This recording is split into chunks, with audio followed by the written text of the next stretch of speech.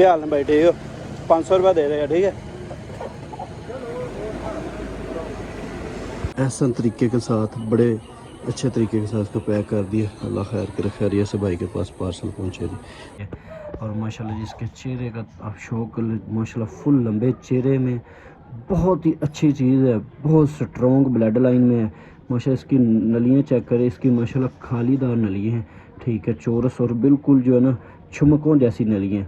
मुझे जो है ना जो उस्ताद और हजरात जानवरां दा ना खाली ते फिरना टुरना बहुत लाजमी होंदा है। जिन्हें खालियां तो कचरे दे विच रह के दाना चना चुगदे ना उन्ने ही हेल्थी एंड एक्टिव रहंदे हैगे ने।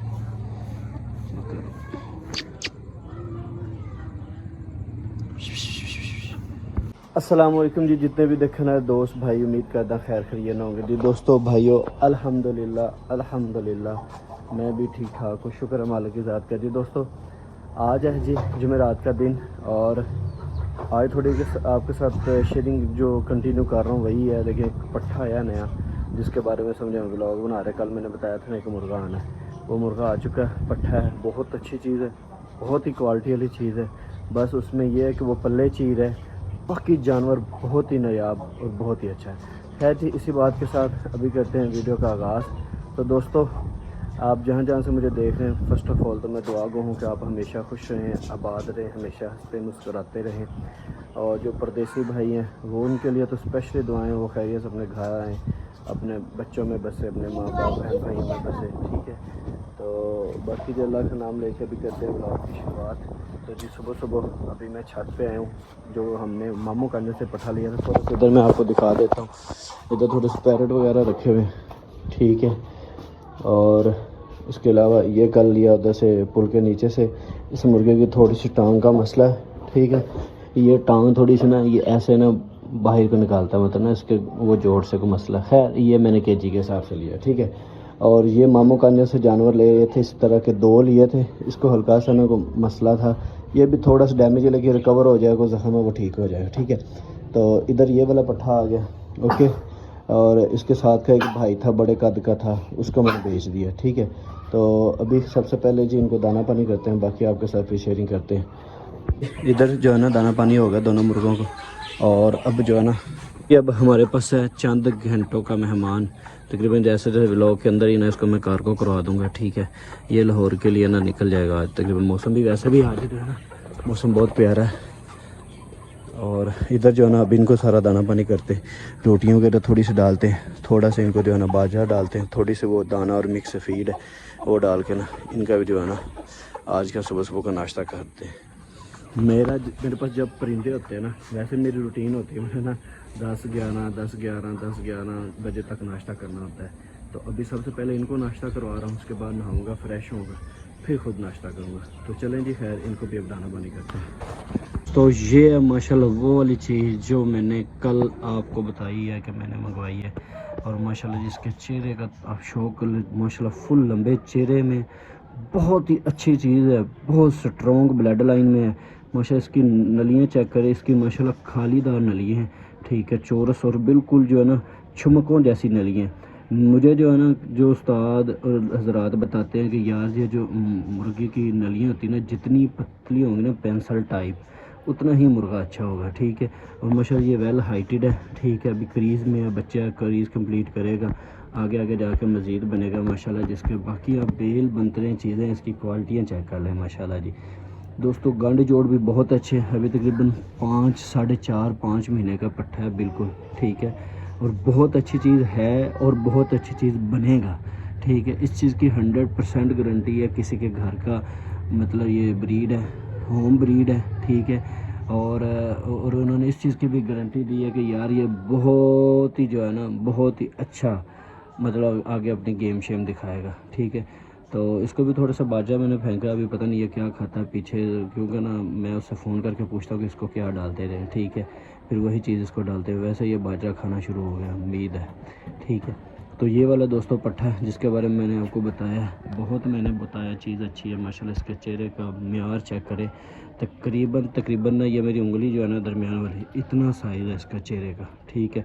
थोड़ा कम लगा लें इतना होगा, लेकिन चेहरा इतना लंबा बहुत कम जानवर में होता है। और अभी बिल्कुल जो है ना बच्चा है, कच्चा बच्चा है, باقی مزید جو ہے نا وہ بھی آپ کے ساتھ ویڈیو وغیرہ اس کی شیئر کرتے رہیں گے اور دیکھتے ہیں یہ کس کے نصیب میں ہوتا ہے. کل اس کا سودا ہوا ہے تو میں نے ڈن کر دیا. ابھی تقریباً 1 گھنٹہ پونا گھنٹہ پہلے بھائی کا میسج آیا کہ یار میں نے لینا, پیسوں کا رینج نہیں ہو سکا. میں کہا یار کوئی مسئلہ نہیں, اس طرح کی چیز کون سی بکنی نہیں ہے. تو خیر جی ابھی یہ ہمارے پاس ہے, اویلیبل ہے, دیکھتے ہیں کس کے نصیب میں ہوتا ہے, نہیں تو ہمارے پاس پھرتا رہے گا. کیونکہ اب جو ہے نا یہ جانور اس طرح کے منڈیوں میں لے جانے والے نہیں ہوتے, ٹھیک ہے. لاہور منڈی میں تو بالکل نہیں ہوتے کیونکہ ادھر ریٹ وغیرہ بالکل نہیں ہوتا, ٹھیک ہے. جو اچھا چیز ہوگی وہ گھر روکیں گے, وہ نارمل ہوگی تو وہ منڈیاں شنڈیوں میں لاہور بھیج دیا کریں, کوئی دیسی مال وغیرہ خریدا کریں, اپنا جو ہے نا روزگار چلائیں گے.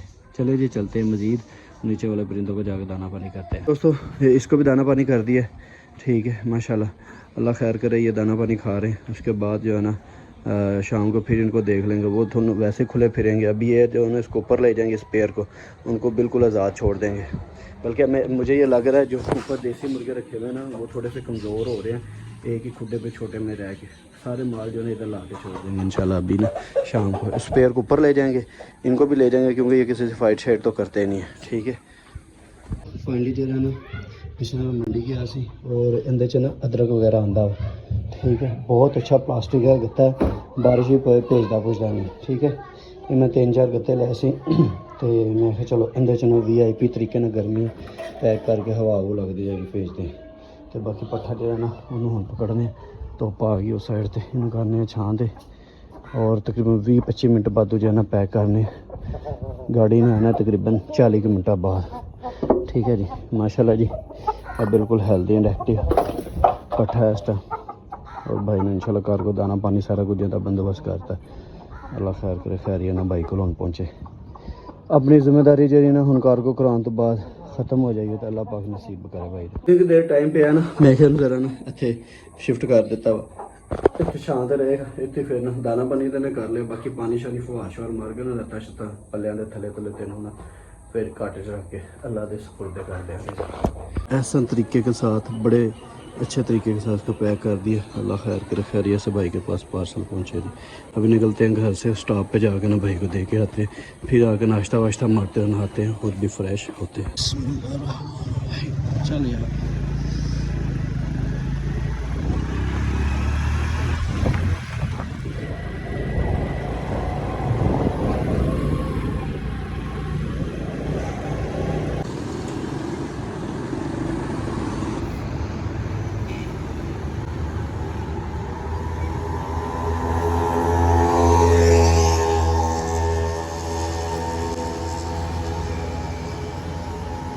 فائنلی سٹاپ تے آ گیا اور گڈی نے رابطہ ہوا تقریباً 3-4 منٹ میں پہنچ رہے. جی پہنچ جانا پھر پارسل کھا کے نا پھر انشاءاللہ آپ نکل رہے ہیں واپسی گھر.